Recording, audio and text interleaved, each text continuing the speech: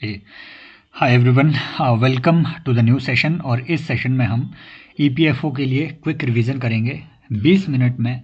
जो minimum wages act है, जिससे एक दो क्वेश्चंस आपको हर बार ईपीएफओ के क्वेश्चन पेपर में देखने को मिलेंगे, उसे हम बेयर एक्ट के थ्रू, जो रियल मिनिमम वेजेस एक्ट है उसके थ्रू यहाँ पे एक क्विक रिवीजन करेंगे, ताकि कुछ भी चीज़ छूटे भी ना और एकदम से है ना जल्दी से रिवाइज भी हो जाए। सबसे पहले इसका बैकग्राउंड देख लेते हैं कि भारत में मिनिमम वेजेस का ये जो कॉन्सेप्ट है ये आया कैसे।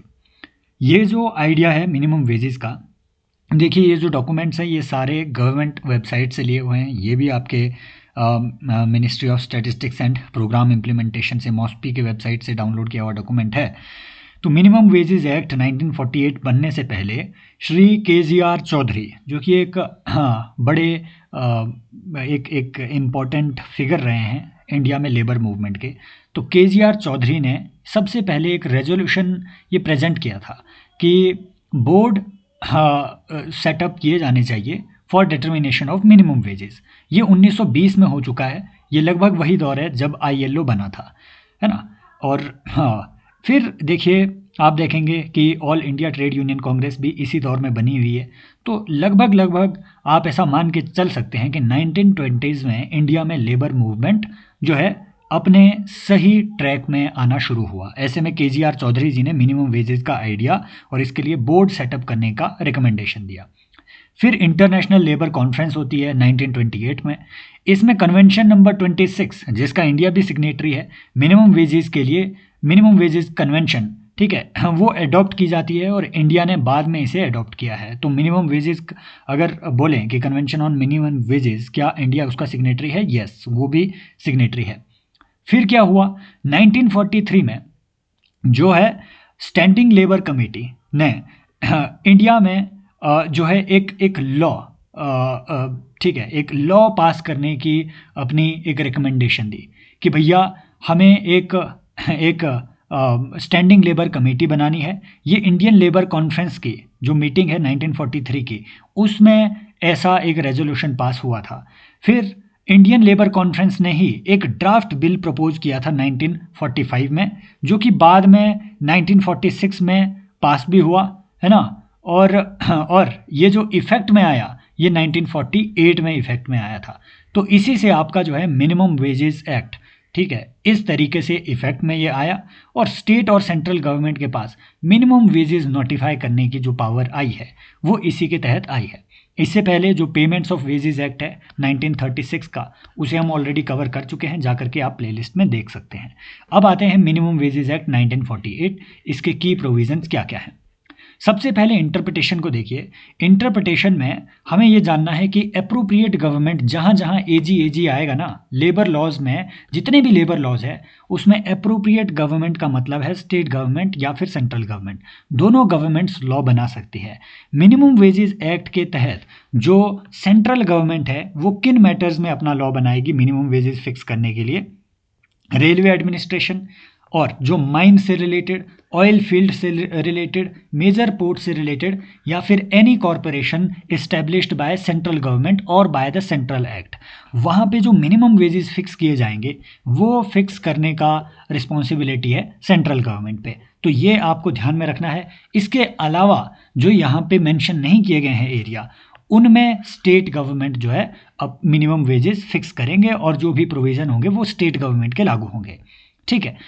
वहाँ से आपसे वो सवाल ये भी पूछ सकता है कि क्या कॉस्ट ऑफ लिविंग इंडेक्स, ठीक है, ऐसी किसी चीज़ का मेंशन मिनिमम वेजेस एक्ट में किया गया है? यस, किया गया है। इतना ही पता होना चाहिए कि यस। अब ये cost of living index India में कौन सा फिक्स किया गया है? ये CPI है। तो CPI, हाँ, जो है डिफरेंट CPI, जैसे CPI IW वो DA फिक्स करने के लिए होता है। CPI एग्रीकल्चर लेबर जो है वो मिनिमम वेजेज इन MG नरेगा, ठीक है, उसको फिक्स करने के लिए होता है। CPI urban, rural, etcetera, different CPIs। लेकिन जब भी आपको कॉस्ट ऑफ लिविंग कैलकुलेट करनी हो तो ये गवर्नमेंट ने बाद में बाय नोटिफिकेशन फिक्स किया है कि अंडर मिनिमम वेजेज एक्ट जो कॉस्ट ऑफ लिविंग इंडेक्स होगा उसे हम अप्रोप्रिएट CPI को कंसिडर करेंगे। क्लियर?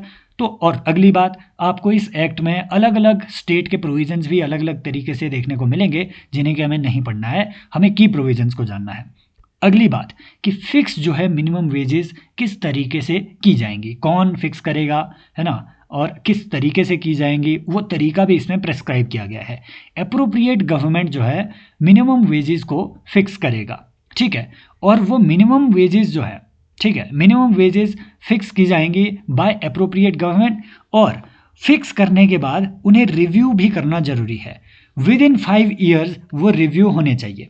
समझ रहे हो, वो कभी भी रिव्यू कर सकते हैं, 2 साल बाद 3 साल बाद मिनिमम वेजेस रिव्यू हो सकते हैं, लेकिन स्टेट्यूटरी प्रोविजंस के अकॉर्डिंग 5 साल से ज़्यादा वो रिव्यू का ड्यूरेशन नहीं होना चाहिए। विद इन 5 ईयर्स जो है नॉर्मली इन जनरल वो रिव्यू होने ही चाहिए। लेकिन कई बार प्रॉब्लम ऐसी हो सकती है कि जो अप्रोप्रिएट गवर्नमेंट है, जैसे मान लीजिए जैसे सेंसस है इंडिया में, हर 10 साल में सेंसस एक्ट के अकॉर्डिंग वो जो है की जाती है, लेकिन जो सेंसस 2021 है वो नहीं करवा पाई गवर्नमेंट, कोविड का उन्होंने कारण दिया, तो इसका मतलब ये नहीं है कि सरकार आप रद्द कर देंगे उसके लिए, है ना। So there can be certain circumstances जब सरकार even after 5 years minimum wages को फिक्स कर सकती है ना। सो ये कोई बहुत हार्ड एंड फास्ट रूल नहीं है, एनकरेज किया जाता है स्टैट्यूटरीली विद इन 5 ईयर रिव्यू किया जाए, लेकिन उसके बियॉन्ड भी ये लिमिट जा सकती है। अगली बात, जैसे कि हमने देखा पेमेंट ऑफ वेजेस एक्ट लागू होगा उन इंडस्ट्रीज पे जो 100 से ज़्यादा, ठीक है, एम्प्लॉयज़ को एम्प्लॉय करती है, राइट। और हाँ, वो जो क्या कहते हैं स्टैंडिंग ऑर्डर जो एक्ट है वो हाँ, उसमें लगता है, उन इस्टेब्लिशमेंट्स में लगता है जो 100 से ज़्यादा एम्प्लॉयज़ को एम्प्लॉय करती है ना, इनिशियली। लेकिन जो ये लिमिट है according to code on industrial relations, ये लिमिट अब 300 कर दी गई है। तो ऐसे ही क्या मिनिमम वेजेस एक्ट के लिए इस तरीके की कोई लिमिट दी गई है, एम्प्लॉयज़ की लिमिट दी गई है, इंडस्ट्रीज़ के लिए एम्प्लॉय की लिमिट मिनिमम वेजेस एक्ट में नहीं दी गई है। ये आपको ध्यान में रखना है कि किसी एक पर्टिकुलर इस्टेब्लिशमेंट में कितने एम्प्लॉयज़ हो तो ये मिनिमम वेजेस उन पे लागू होंगे या नहीं लागू होंगे, ऐसा कोई भी मिनिमम वेजेस एक्ट में आपको प्रोविज़न नहीं मिलेगा। प्रोविज़न क्या है? प्रोविज़न ये है कि मिनिमम वेजेस जो है मिनिमम वेजेस स्टेट के द्वारा उन सारी इंडस्ट्री के लिए फिक्स की जाएगी। समझ रहे हो, इस्टेब्लिशमेंट के लिए फिक्स नहीं होती है, पूरी इंडस्ट्री के लिए फिक्स होगी। मान लो जैसे माइनिंग इंडस्ट्री है, कब ये मिनिमम वेजेस एक्ट उस स्टेट की माइनिंग इंडस्ट्री पे लगेगा?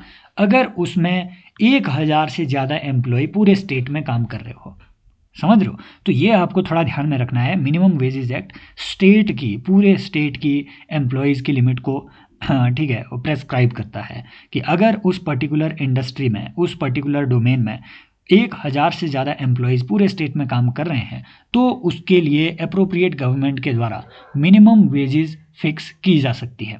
समझ रहे हो, और मिनिमम वेजेस जो है अब फिक्स कैसे की जाए? क्या डेली मिनिमम वेजेस हो, क्या आवरली मिनिमम वेजेस हो, किस तरीके से वो फिक्स की जा सकती है, और कैसे किस किस टाइप के मिनिमम वेजेस फिक्स होंगे? डेफिनेटली डेली वेजेस फिक्स की जाएगी, यूनिट वेजेस फिक्स की जाएगी, गारंटेड टाइम रेट फिक्स किया जाएगा, आवरली वेजेस वगैरह, है ना, कि मान लीजिए इस काम को करने में अगर इतने आवर लग रहे हैं तो 1 घंटे का इसे इतना पे करना पड़ेगा इस पर्टिकुलर इंडस्ट्री में minimum. Over time rate fix किया जाएगा। तो इस तरीके के जो डिफरेंट वेजेस है ना, ऐसा नहीं है कि डेली वेजेस ही इसमें फिक्स की जाएगी, नो, डिफरेंट वेजेस है ना। यूनिट वाइज वेजेस कि मान लीजिए इसने अगर 1 पेज का कंटेंट लिखा हुआ है इस पर्टिकुलर आदमी ने, तो इसे 100 रुपया मिनिमम देना पड़ेगा। तो unit wise, daily wise, hour wise, है ना, और guaranteed time rate, overtime rate, ठीक है, ये सब चीज़ें जो है फिक्स किए जाएंगे बाय अप्रोप्रिएट गवर्नमेंट। अगर कोई भी इंडस्ट्रियल डिस्प्यूट किसी भी इंडस्ट्रियल ट्राइब्यूनल, नेशनल या स्टेट लेवल के ट्राइब्यूनल में किसी भी एम्प्लॉय का इंडस्ट्रियल डिस्प्यूट अगर है, समझ लो, मान लीजिए 30 जून को मिनिमम वेजेस रिवाइज होते हैं, लेकिन कोई एम्प्लॉय ए है, इसका प्रीवियस मिनिमम वेजेस का कोई डिस्प्यूट चला हुआ है किसी एक कोर्ट में, तो भाई इस पर्टिकुलर एम्प्लॉय को ये नए रिवाइज्ड मिनिमम वेजेस तब तक उपलब्ध नहीं होंगे जब तक इसका पिछला केस जो है वो डिस्पोज ऑफ ना किया जाए। समझ लो, तो ये भी इसमें एक प्रोविज़न है। और जो मिनिमम रेट्स ऑफ वेजेस हैं वो डिफरेंट लोगों के लिए डिफरेंट फिक्स किए जा सकते हैं। ऐसा नहीं है कि माइनिंग में काम करने वाले सारे लोगों के लिए, है ना, एक ही मिनिमम वेज हो, नो। डिफरेंट डिफरेंट लोगों के लिए, डिफरेंट टाइप्स ऑफ एम्प्लॉयमेंट के लिए, मान लीजिए जैसे माइनिंग और टीचिंग है, दोनों के लिए मिनिमम वेजेस अलग फिक्स किए जा सकते हैं। डिफरेंट क्लासेस ऑफ वर्क के लिए, मान लीजिए माइनिंग में एक माइनर का है, एक मैनेजर का है, तो उनके लिए अलग रेट फिक्स किए जा सकते हैं। एडल्ट है ना, या फिर एज वाइज, बच्चों के लिए अलग, एडल्ट के लिए, एडोलसेंट्स के लिए अलग, है ना, इनके लिए अलग, और अप्रेंटिसेस के लिए अलग रेट्स फिक्स किए जा सकते हैं, है ना। तो कैसे कैसे, क्लास वाइज, है ना, और scheduled employment wise, age wise और लोकेलिटी वाइज, अलग अलग एरिया के लिए अलग अलग अलग minimum wages with in same state fix किए जा सकते हैं। तो यहाँ से वो सवाल पूछेगा आपसे कि डिफरेंट मिनिमम वेजेस इन कौन कौन से क्राइटेरिया के बेसिस पे मिनिमम वेजेस एक्ट के तहत फिक्स किए जा सकते हैं। तो ये आपको ध्यान में रखना है, इन चारों क्राइटेरिया के बेसिस पे, है ना। अब पीरियड्स, वो मैंने आपको बता दिया कि मिनिमम रेट्स ऑफ वेजेस जो है कैसे फिक्स किए जा सकते हैं, आवरली, डेली, मंथली, और एक्स्ट्रा आवर्स का भी जो है अलग से कैलकुलेट किया जा सकता है मिनिमम वेजेस एक्ट के अंडर, ठीक है। तो ये आपको थोड़ा इन सब चीज़ों में ध्यान रखना है, राइट।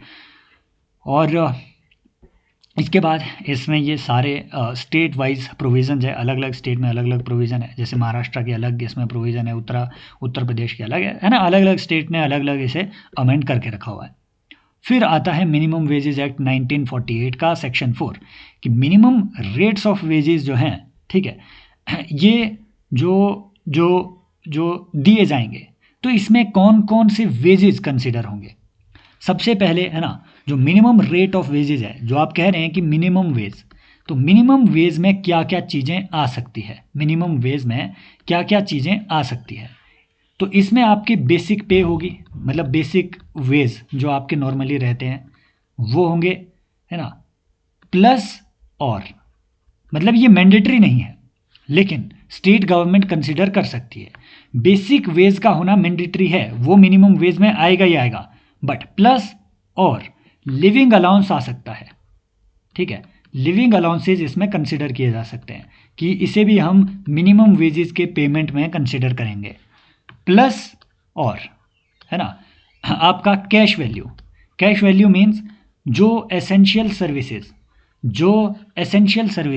कोई भी कंपनी के द्वारा कोई एसेंशियल सप्लाईज, एसेंशियल कमोडिटी अपने अपने एम्प्लॉयज़ को दी जाती है, मान लीजिए कोई सस्ती दारू दे दी किसी को, तो वो जो आपने एसेंशियल कमोडिटीज़ दी, है ना, उन्हें कैश वैल्यू में कंसिडर किया जाएगा, उन्हें कंसेशन के तौर पे कंसिडर किया जाएगा, है ना। वो for the purpose of minimum wages act minimum wages में कंसिडर किए जा सकते हैं, जरूरी नहीं है कि हो, बट स्टेट गवर्नमेंट या सेंट्रल गवर्नमेंट इन्हें कंसिडर कर सकती है।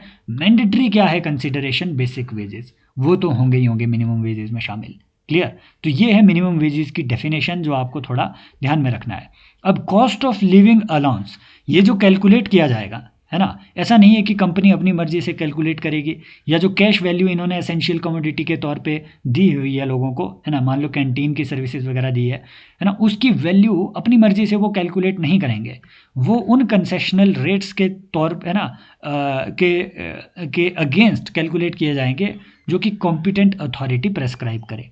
समझ रहे हो, मतलब स्टेट गवर्नमेंट किसी भी अथॉरिटी को एक कॉम्पिटेंट अथॉरिटी बनाएगी जो कि कंप्यूट करेगी, जो कैलकुलेट करेगी इस तरीके के रेट्स को, मिनिमम वेजेस के रेट्स को।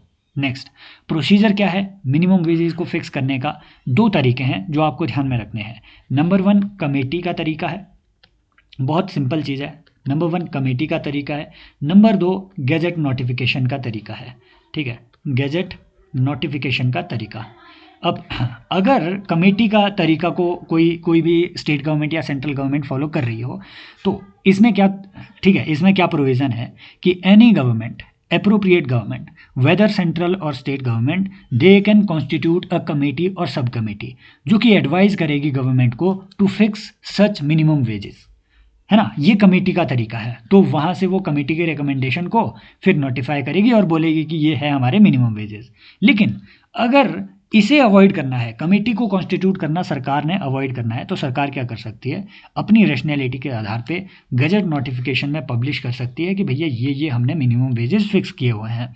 लेकिन इस वाले तरीके में, ये जो बी वाला तरीका है, इसमें एक चीज़ ये है कि गवर्नमेंट को मिनिमम 2 महीने, है ना, मिनिमम 2 मंथ्स का पीरियड देना पड़ेगा, जिसमें कि कोई भी आदमी आए, कोई एम्प्लॉयर आए, कोई एम्प्लॉई आए जो आकर के अपने ऑब्जेक्शन उस नोटिफिकेशन के लिए रेज कर सके। So not less than 2 months की एक स्पेसिफिकेशन, एक डेट स्पेसिफाई करनी पड़ेगी जहाँ पे किसी को अलाउ किया जाएगा कि आइए आप इसमें अपना ऑब्जेक्शन रेज करो। तो जैसे ही ऑब्जेक्शन वगैरह रेज हुए, है ना, उसके बाद सरकार जो है एक डेट निश्चित करेगी कि इस डेट के बाद मिनिमम वेजेस जो है वो इफेक्ट में आएंगे। अगर सरकार ने ऐसी कोई डेट निश्चित नहीं करी तो भाई ऑटोमेटिकली उस गजट नोटिफिकेशन की पब्लिकेशन के 3 महीने बाद, है ना, ठीक 3 महीने बाद वो ऑटोमेटिकली इन्फ्लुएंस में आ जाएगी। इन अनटशेल 2 तरीके हैं। कमेटी का तरीका है जिसमें कुछ नहीं करना है, कमेटी का जो रिकमेंडेशन है सरकार को उसे पब्लिश करना है। अगर गैजेट नोटिफिकेशन का तरीका है तो 2 महीने का, गैजेट नोटिफिकेशन छप जाने के बाद 2 महीने तक ऑब्जेक्शन इनवाइट करने पड़ेंगे। उसके बाद सरकार नोटिफाई करेगी, है ना, मतलब ऑप्शन है सरकार के पास कि डेट नोटिफाई करे कि इस डेट पे जो है ये इफेक्ट में आएगा। अगर नोटिफाई नहीं करी सरकार ने तो ऑटोमेटिकली वो 3 महीने पूरे होते ही इफेक्ट में आ जाएगा। सो ये बात है आपको जो ध्यान में रखनी है। लेकिन एक बात जरूर है, एक बात जरूर है कि इसमें भी अगर सरकार ने ये जो क्लॉज बी है, मतलब बिना कमेटी को कंसल्ट किए कोई भी ऐसी ऑफिशियल गजट नोटिफिकेशन पब्लिश करी, तो वो नोटिफिकेशन पब्लिश करने से पहले एक एडवाइजरी बोर्ड को सरकार को कंसल्ट जरूर करना पड़ेगा। मतलब अगर सरकार ने कोई भी कमेटी कॉन्स्टिट्यूट नहीं करी है, ये दूसरे वाला मेथड अगर लिया हुआ है 2 महीने और 3 महीने वाला मेथड, इसमें भी गजट नोटिफिकेशन पब्लिश करने से पहले अप्रोप्रिएट गवर्नमेंट को एडवाइजरी बोर्ड को कंसल्ट करना पड़ेगा। ये एडवाइजरी बोर्ड सेंट्रल या स्टेट गवर्नमेंट्स कॉन्स्टिट्यूट करती है ना। इन एडवाइजरी बोर्ड, है ना, सेंट्रल एडवाइजरी बोर्ड का क्या फॉर्मेशन होगी, और जो कमिटीज़ हैं, जो कमेटी कॉन्स्टिट्यूट की जाएगी, उनकी फॉर्मेशन क्या होगी। बहुत सिंपल है, इनका जो स्ट्रक्चर होगा इसमें टोटल मेंबर कितने हो सकते हैं, वो कितने भी हो सकते हैं, इसका कोई भी नंबर यहाँ पे लिमिटेड नहीं है। लेकिन जितने भी टोटल मेंबर हो, इसमें ट्राइपार्टाइट कमेटी होनी चाहिए, 3 पार्टियाँ होनी चाहिए, एक एम्प्लॉयर होने चाहिए, एक एम्प्लॉय होने चाहिए, एक इंडिपेंडेंट होने चाहिए, है ना। एम्प्लॉयर और एम्प्लॉयज़ के रिप्रेजेंटेटिव इक्वल हो, और जो इंडिपेंडेंट्स है वो 1/3 से ज़्यादा नहीं होने चाहिए। समझ रहे हो मेरी बात को। सो दैट मीन्स मान लीजिए अगर 10 मेंबर्स की एक कमेटी है तो इसमें आप क्या कर सकते हैं कि हाँ ठीक है, 4 मेंबर्स एम्प्लॉयज़, 4 मेंबर्स एम्प्लॉयज़ और 2 मेंबर्स जो है वो इंडिपेंडेंट हो। समझ रहे हो। और जो चेयरमैन बनेगा इस कमेटी का, जो चेयरमैन बनेगा इस कमेटी का, हाँ, तो वो जो चेयरमैन बनेगा वो सिर्फ इंडिपेंडेंट मेंबर्स में से बनेगा, वो एम्प्लॉयज़ और एम्प्लॉयर के नॉमिनेशन से नहीं बनेगा। हालांकि इतने जो है, ठीक है, वो independent members shall be appointed as chairman of the board. हालांकि इतने डेप्थ में वो आपसे पूछेगा नहीं, दोनों का कॉम्पोजिशन सेम ही है, दोनों का कॉम्पोजिशन कमेटी का भी और एडवाइजरी बोर्ड का भी, ठीक है। सो ये है सबसे इंपॉर्टेंट प्रोविज़न। अब आते हैं थोड़ी, है ना, इन चीज़ों में कि भैया अगर सरकार ने ऐसी ऑफिशियल गजट नोटिफिकेशन पब्लिश कर दिया और बोला कि ये हमारे जो है नोटिफाइड मिनिमम वेजेस होंगे, लेकिन उसमें कोई क्लैरिकल एरर है, ग्रामेटिकल मिस्टेक है, अर्थमेटिक एरर है, कोई ऐसा एरर है, तो सरकार जो है उसे रिवाइज कर सकती है ना, करेक्शन उसमें कर सकती है। लेकिन ऐसी कोई भी करेक्शन की नोटिफिकेशन एडवाइजरी बोर्ड को इन्फॉर्म करनी पड़ेगी। समझ रहे हो। तो ये आपको ध्यान में रखना है। फिर वेजेस क्या सिर्फ कैश में पे होंगे? नॉर्मली वो जो है ना, minimum wages payable under this act shall be in cash, है ना। नॉर्मली वो कैश में पे होने चाहिए। जब हम कैश की बात कर रहे हैं तो वो चेक हो सकता है, वो बैंक पेमेंट हो सकती है, वो हार्ड कैश हो सकता है। लेकिन अप्रोप्रिएट गवर्नमेंट जो है अलाउ कर सकती है payment of wages in kind as well. Kind मतलब वस्तुओं के रूप में, है ना, सेवाओं के रूप में। फॉर एग्ज़ाम्पल अगर कोई कंपनी आपको रहने के लिए कोई चीज़ दे रही है साथ में, है ना, अगर कोई कंपनी आपको वेजेस के बदले, है ना, आपके एग्रीमेंट से या फिर अप्रोप्रिएट गवर्नमेंट के मैंडेट के अकॉर्डिंग वो आपको कोई सुविधाएं दे रही है, कोई कैंटीन की फैसिलिटी एक्सेट्रा दे रही है, कोई सर्विसेज, मेडिकल सर्विसेज दे रही है साथ में, है ना, तो या फिर आपको शेयर के तौर पे अगर वेजेस पे करते हैं वो, तो उस काइंड में भी, ठीक है, काइंड में, चीज़ों में, शेयर में, उसे भी जो है वोली और पार्टली अलाउ कर सकती है गवर्नमेंट, अप्रोप्रिएट गवर्नमेंट, काइंड्स में भी पेमेंट। तो यहाँ से बस इतना सवाल पूछेगा वो कि अगर मान लो आपको वो स्टेटमेंट दे देगा कि according to minimum wages act जो payment of wages in kind है वो मैक्स टू मैक्स 50% होनी चाहिए, तो वो स्टेटमेंट गलत हो जाएगी। वो वोली भी हो सकता है और पार्टली भी हो सकता है काइंड में, समझ रहे हो, हाँ, वस्तुओं के रूप में। Next, payment of minimum rates of wages. तो आपको वही बात है कि भैया नॉट लेस देन, मतलब अगर अगर कोई भी व्यक्ति कहीं पे काम कर रहा है ना, तो उसे not less than fixed wages पे होने चाहिए, मतलब मिनिमम वेजेस उसको पे होने ही चाहिए, ये बात है। अब पेमेंट ऑफ वेजेस एक्ट में वेजेस पे करने का मैक्स पीरियड कितना है, 30 है ना, 30 डेज। 30 डेज के अंदर जो है आपको 30 डेज का जो वेज पीरियड है वो मैक्स वेज पीरियड है। और जो पेमेंट ऑफ वेजेस है वो कितनी होनी चाहिए, अगर 1000 से कम एम्प्लॉयज़ हैं तो 7 तारीख से पहले, है ना, अगर 1000 से ज़्यादा एम्प्लॉयज़ है तो 10 तारीख से पहले वो वेजेज आप तक पे हो जाने चाहिए, राइट। सो ये चीज़ ध्यान में रखनी है। Then fixing hours of normal working day, right. Appropriate government normal working day के आवर्स को फिक्स कर सकती है, लेकिन इस एक्ट के अकॉर्डिंग उसे कुछ चीज़ों का ध्यान रखना है कि पूरे, है ना, 7 दिन का एक वीक होता है, तो एक वीक में मिनिमम एक दिन का उसे पेड रेस्ट मिले, पेड लीव मिले, तो वो आजकल संडे होता है जनरली, ठीक है। अगली बात, मान लीजिए कई बार हो सकता है कि इस रेस्ट वाले दिन पे भी एम्प्लॉई को जो है वो काम कराने के लिए बोले एम्प्लॉयर, है ना, कुछ ऐसी नेसेसिटी हो सकती है, नीड हो सकती है, तो उसमें जो पेमेंट होगा उस रेस्ट वाले वीक डे पे जो पेमेंट होगा वो नॉर्मल डे का पेमेंट नहीं होगा, वो ओवर टाइम का पेमेंट, है ना, उसे वो डिज़र्व करेगा, उसे ओवर टाइम में कंसिडर किया जाएगा। तो नॉर्मली ओवर टाइम की जो पेमेंट है वो एनहांस्ड रेट होता है, तो आपको वो चीज़ें थोड़ी ध्यान में रखनी है ना। हालांकि अगली बात जो गवर्नमेंट ने फिर इस पे अपनी रेगुलेशन लाई हुई है वो ये कि भैया एक दिन में आज के दौर में एक दिन में मैक्स टू मैक्स 9, है ना, 9 घंटे आप काम करेंगे, जिसमें मिनिमम आधे घंटे का, मिनिमम 30 मिनट्स का जो है आपको वो भी, ठीक है, वो कंसिडर किया जाता है कि मिनिमम 30 मिनट्स का आपको रेस्ट मिलना चाहिए एक दिन में। वीक में मिनिमम एक दिन का आपको रेस्ट, पेड रेस्ट मिलना चाहिए। और वीक में मैक्स टू मैक्स आपसे कितना काम करवाया जा सकता है, 48 आवर्स तक। कई लोग आकर के बोलेंगे कि 9 इंटू 6 कितना होता है, 54। तो भैया ये बाकी के कहाँ गए, तो है ना, ये एडजस्ट करना ये उनका काम है, ये एम्प्लॉयर का काम है कि किस तरीके से इस पूरे पैटर्न को, स्केड्यूल को एडजस्ट करे। इसीलिए कई लोगों को शनिवार हाफ डे भी, है ना, वो दे दिया जाता है। लोगों को लगता है कि वाह हमारी कंपनी तो अच्छी है, हाफ डे दे देती है शनिवार को, सैटरडे को, है ना। ऐसा नहीं है, वो उनको देना पड़ता है ना, वो मैंडेट है उनका, समझ रहे हो। सो ये बात है। लेकिन है ना, कई बार हो सकता है कि इमरजेंसी सर्विसेज हो, है ना, या फिर कई बार हो सकता है कि स्टेट गवर्नमेंट अलाउ भी कर सकती है कुछ एम्प्लॉयर्स को कि भैया उन पे ये ऊपर वाले लिमिटेशन ना लगे।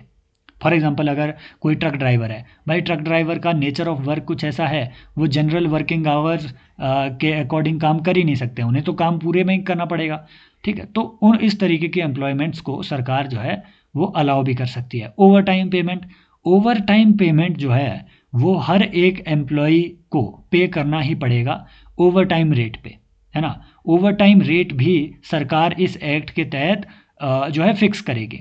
तो दिन में 9 घंटे से ज़्यादा अगर आप काम करते हैं, ठीक है, तो वो ओवर टाइम पेमेंट में कंसिडर किया जाएगा। वीक में अगर 48 आवर्स से ज़्यादा आप काम करते हैं तो वो ओवर टाइम पेमेंट में कंसिडर किया जाएगा। वीक ऑफ में अगर आप काम करते हैं तो वो ओवर टाइम उसमें कंसिडर किया जाएगा।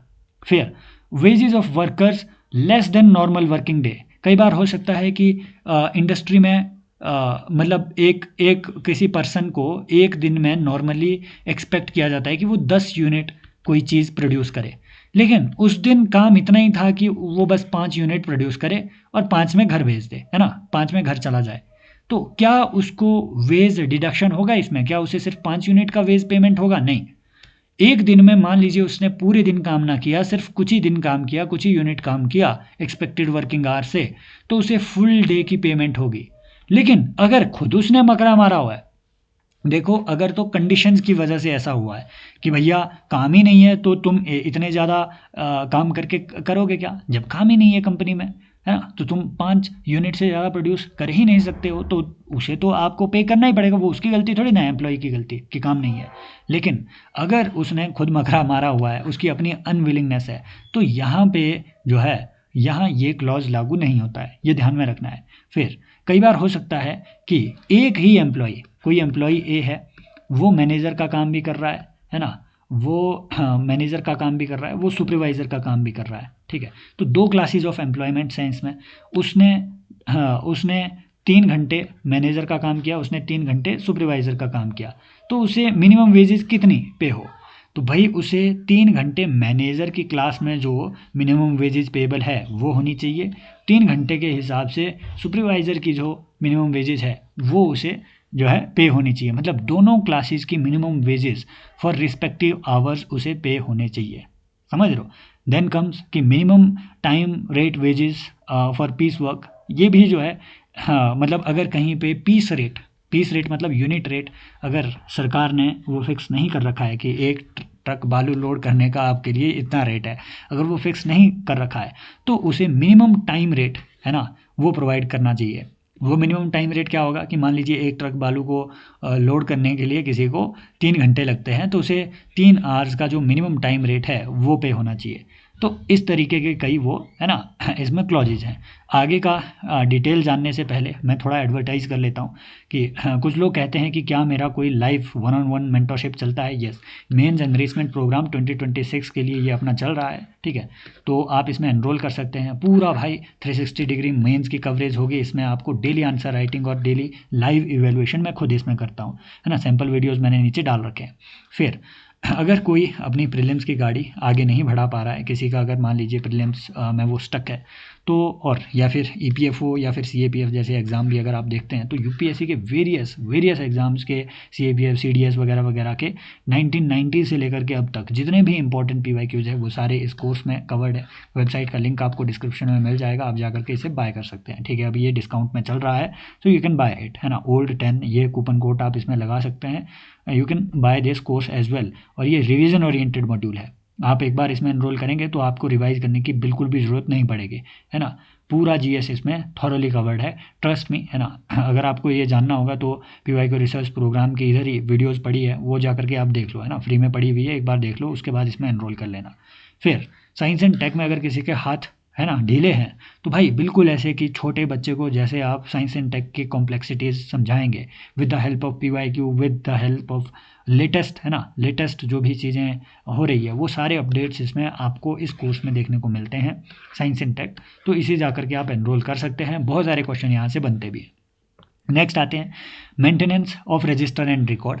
भाई सारे एम्प्लॉयर्स को, है ना, सारे एम्प्लॉयर्स को अपने एम्प्लॉयज़ के रजिस्टर, रिकॉर्ड और कितना किसको पेबल है इसका रजिस्टर जो है मेंटेन करना ही पड़ेगा। और अप्रोप्रिएट गवर्नमेंट जो है रूल में बना सकती है, सेंट्रल गवर्नमेंट या स्टेट गवर्नमेंट रूल बना सकती है इसके रिगार्डिंग। फिर इंस्पेक्टर, हमने देखा था कि जो पेमेंट ऑफ वेजेज एक्ट है उसमें भी इंस्पेक्टर अपॉइंट करने की पावर दोनों गवर्नमेंट्स के पास थी। और जो पेमेंट ऑफ वेजेज एक्ट 1936 है, पेमेंट ऑफ वेजेज एक्ट 1936 के इंस्पेक्टर वही इंस्पेक्टर होते हैं जो मिनिमम वेजेज एक्ट के, है ना, के इंस्पेक्टर हो। और उन इंस्पेक्टर्स को अप्रोप्रिएट गवर्नमेंट जो है वो अपॉइंट कर सकती है, जिनके पास पावर होगी कि वो किसी भी प्रीमाइस में जा कर के एंटर करे, वहाँ रजिस्टर्स को देखे, वर्कर्स के साथ, है ना, बात करे और इस चीज़ को देखे कि रिकॉर्ड कैसे मेंटेन किए गए हैं, वेजेस पे हो रहे हैं या नहीं हो रहे हैं। They can examine the persons, they can require any person giving out, है ना, work and any out workers to give information. तो उसके लिए and they can seize or take copies of such register, मतलब इन सब चीज़ों की उनके पास पावर है। और वो इंस्पेक्टर जो है वो पब्लिक सर्वेंट होंगे under Indian Penal Code now BNS, इन्हें पब्लिक सर्वेंट के तौर पे रिकॉग्नाइज किया जाएगा, क्लियर। और क्लेम्स, अगर मान लीजिए किसी भी वर्कर को, है ना, क्लेम इस्टेब्लिश करना है कि भाई मुझे तो मिनिमम वेजेस पे नहीं किए, तो वो कहाँ जाएगा, तो वो किसी भी है ना वर्कमैन्स कंपेंसेशन ट्रिब्यूनल के लिए है ना, कमिश्नर फॉर वर्कमैन्स कंपेंसेशन जो कि स्टेट में बनाए जाते हैं उनके पास जा सकते हैं, है ना, लेबर कमिश्नर के पास, असिस्टेंट लेबर कमिश्नर के पास, या जज के पास, किसी सिविल कोर्ट के जज के पास, मजिस्ट्रेट के पास, है ना, जिसे भी स्टेट गवर्नमेंट या सेंट्रल गवर्नमेंट ने ऐसी पावर दी हो कि इस एक्ट के तहत वो केसेस को हियर कर सकते हैं, ऐसे किसी भी ऑफिसर के पास वो जा कर के अपनी कंप्लेन रजिस्टर कर सकते हैं। ऐसी कंप्लेंट्स कौन कौन रजिस्टर कर सकता है? ऐसी कंप्लेन वो एम्प्लॉय खुद कर सकता है, लीगल प्रैक्टिशनर कर सकता है, समझ रहे हो, कोई लॉयर जा कर के, ट्रेड यूनियन का रिप्रेजेंटेटिव जा कर के, है ना, और इंस्पेक्टर ऐसी कोई कंप्लेन कर सकता है, या फिर any person acting with the permission of authority.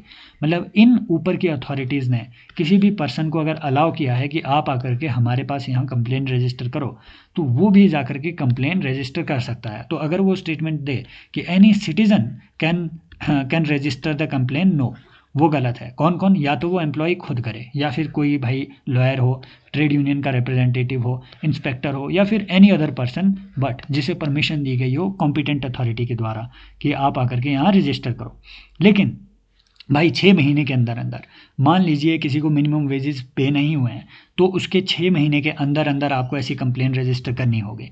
Compensation दिया जा सकता है, there is a provision for compensation also, but वो जो कंपेंसेशन है वो पेबल जो मिनिमम वेजेस हैं, समझ रहे हो, मान लीजिए किसी व्यक्ति को 100 रुपया मिनिमम वेजेस पे करने थे, लेकिन उसे सिर्फ 80 रुपीज़ ही पे किए, तो ये जो 20 रुपये का उसका कंपेंसेशन बनता है ना, या फिर 20 रुपये का जो डिफरेंस है जो कि उसे पे करना ड्यू है, इसका 10 गुना तक, है ना, उसे कंपेंसेशन मिल सकता है, मुआवजा मिल सकता है। लेकिन 10 गुना से ज़्यादा, दैट मीन्स ये 200 से ज़्यादा उसे मुआवजा नहीं मिल सकता है इस केस में, समझ रहे हो। तो मैक्स टू मैक्स जो उसे कंपेंसेशन मिलेगा वो 10 टाइम्स ही मिलेगा, इससे ज़्यादा कंपेंसेशन उन्हें नहीं मिल सकता है। क्लियर? फिर एक प्रोविज़न ये भी है कि जो अलग अलग एम्प्लॉयज़ है वो सिंगल एप्लीकेशन के थ्रू, है ना, ये यहाँ पे अपनी कंप्लेन रजिस्टर कर सकते हैं, और इसमें अलग अलग पेनल्टीज़ का भी प्रोविज़न है। कितना वो हमें नहीं जानना है ना, 6 महीने तक की इम्प्रिजनमेंट और फाइन वगैरह, है ना, वो क्योंकि ये सब चीज़ें जो है ये बहुत ट्रांजिशनरी है, चेंज होती रहती है, और इस पर वो सवाल नहीं पूछते हैं नॉर्मली। आपको एम्प्लॉयज़ लिमिट वगैरह या फिर इन प्रोविजंस वगैरह पे ही सवाल पूछेंगे। वो आपसे ये पूछेंगे कि कॉम्पिटेंट अथॉरिटी कौन कौन है मिनिमम वेजेज एक्ट के तहत या पेमेंट ऑफ वेजेज एक्ट के तहत। तो ये सारी वो कॉम्पिटेंट अथॉरिटीज़ है, ALC हो गया, लेबर कमिश्नर हो गया, है ना, वो हो गए आपके कमिश्नर फॉर वर्कमैन्स कंपनसेशन, कोई मजिस्ट्रेट, सिविल कोर्ट, इन सब चीज़ों पे वो आपसे सवाल पूछेंगे। So that's it, with this minimum wages act का हमारा जो ये है वो एंड होता है। Thank you so much. इन सब चीज़ों को आप कंसिडर कीजिएगा, और टेलीग्राम चैनल, ये PDF जो है आपको एनोटेड जो PDF है वो इस टेलीग्राम चैनल पे मिल जाएगी, ज्वाइन कर लीजिएगा। Thank you so much, take care, bye bye, as always, love you all.